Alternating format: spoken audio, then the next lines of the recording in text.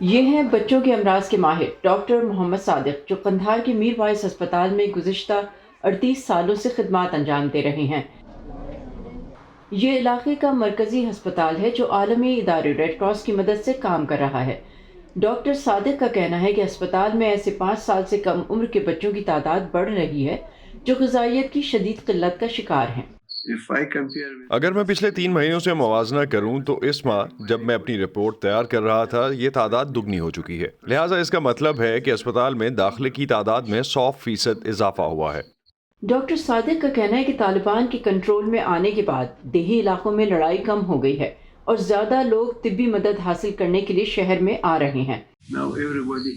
اب ہر ایک کو شہر تک رسائی حاصل ہے۔ اس سے پہلے بھی ان دور دراز علاقوں میں غذائیت کی کمی کے کچھ مریض تھے لیکن وہ ہم تک پہنچ نہیں سکتے تھے، اسی لیے یہ تعداد روز بروز بڑھ رہی ہے۔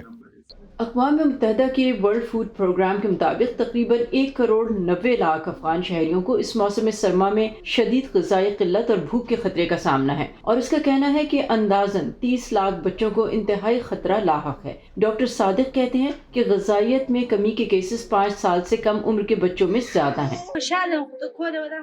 میں بہت خوش ہوں۔ اسے 2 دن پہلے یہاں داخل کرایا گیا تھا۔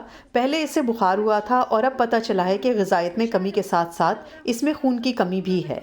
خوراک کی کمی کی موجودہ ہنگامی صورتحال اور 5 سال سے کم عمر مریضوں کی تعداد دگنی ہونے سے طبی عملہ کافی دباؤ میں ہے۔